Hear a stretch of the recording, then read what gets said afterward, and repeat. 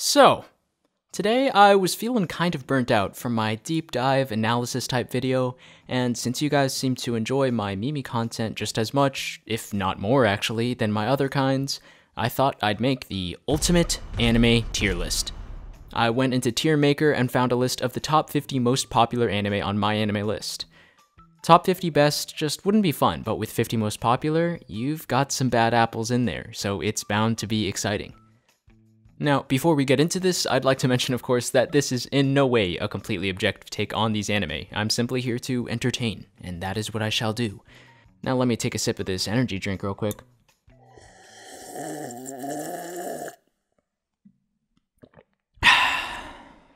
And let's begin. Okay, what are these ads doing here? I have ad block. Send feedback. Inappropriate? How's a Google ad gonna be oh my god.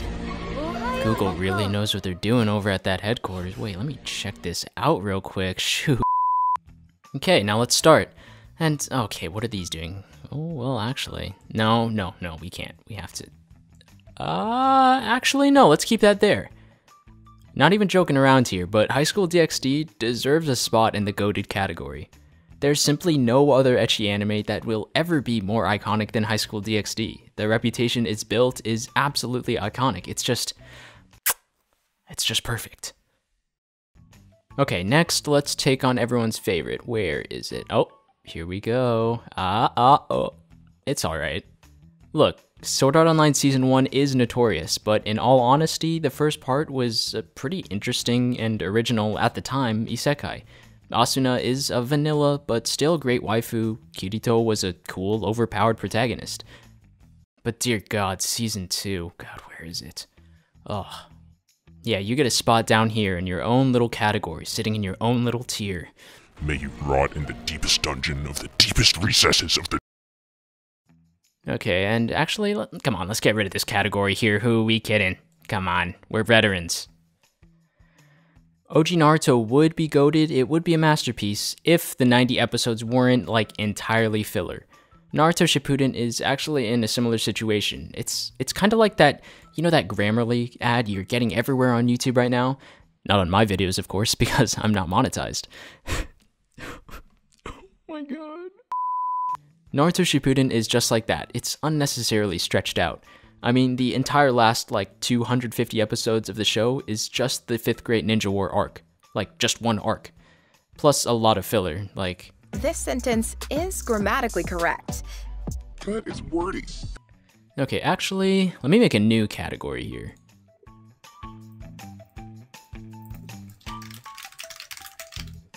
There we go. The Netflix Starter Pack.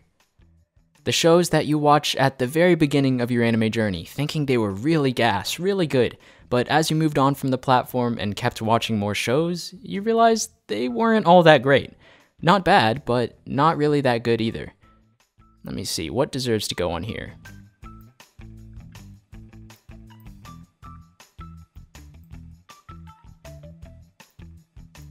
And there we go.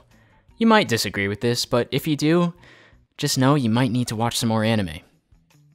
And actually, now that we're on the topic of Netflix, let me tackle a couple more shows that are on there but don't necessarily fit into this category.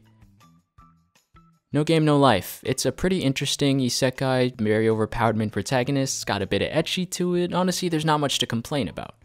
Angel Beats. It's alright. This might be a hot take, but look. Angel Beats is one of the most iconic shows that will quote-unquote make you cry. But when you compare it to shows like Your Lie in April and Clanad, it really just pales in comparison for me. The show oftentimes gets distracted by its kind of like fantasy elements, and I don't know, it just didn't hit as hard. And speaking of Your Lie in April, I mean, come on. Come on, if you don't think Your Lie in April is goated, you don't have a heart. Period. And Toradora. Look, this might be a hot take, but look. But spoiler alert here. The way that the main characters became a couple in the end of the show was just super rushed. It ruined the rest of the show for me. The way that they barely subtly hint at their romance and then fully throw it in our faces at the end with them like running away from home for each other just went way too fast. And honestly, it ruined that suspension of disbelief for me. It just felt way too forced, and honestly the show could have gone far if it wasn't so rushed, but sadly it was. Okay, next. Oh god, Fairy Tail. even worse. Look, if you like Fairy Tail, you're either A, just got into anime, or B, are 5 years old, or C, both. The excessive themes of friendship in Fairy Tail age like the kid from Home Alone. They're truly just not good, and once you watch a lot of shonen, you realize just how typical and really not outstanding Fairy Tail is. I used to love this show when I first got into anime. I thought Fairy Tail was all the shit. But I hate to break it to you, it's not. Man, there's a lot of shows in here. Okay, it's speedrun time. Let me get a sip of my drink first. To get a little boost, and let's go.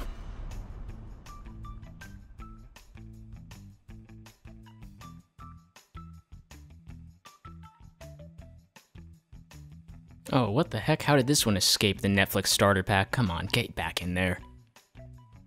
You're not special, Psychopaths.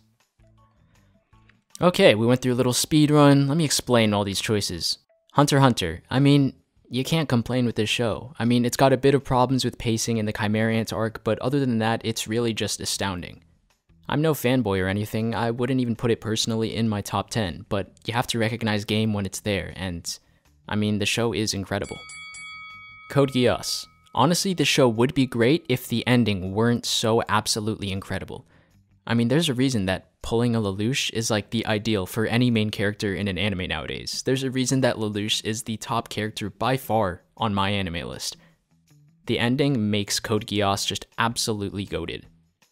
Gurren Lagann. If you haven't watched Gurren Lagann, you should. It's really good.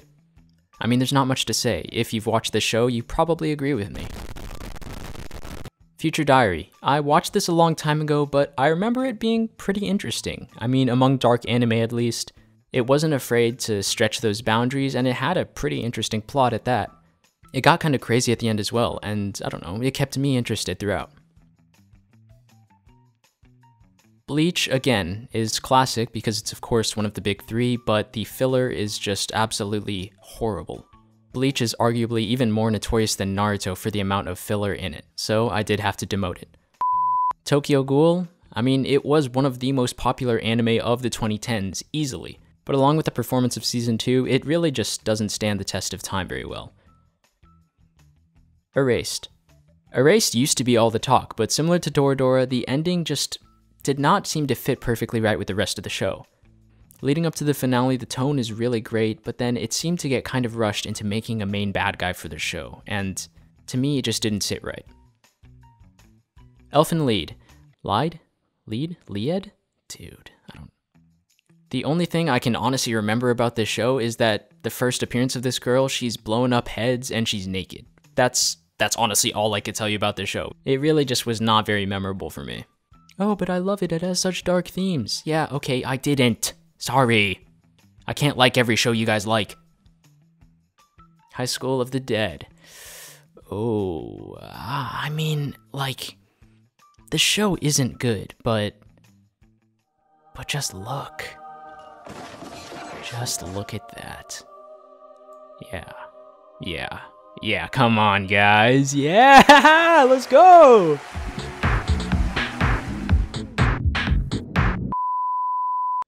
Attack on Titan. Oh god, my whole fan base is gonna cancel me if I don't put this in Masterpiece, so there you go, it's goated. Are you happy? No, but seriously, I mean, Attack on Titan is goated. I mean, the fan base can get kind of toxic sometimes, but if you just look at the show objectively, looking at the manga and how it's been adapted into the anime as well, it is goated. It's gonna stand the test of time, and it's just really incredible.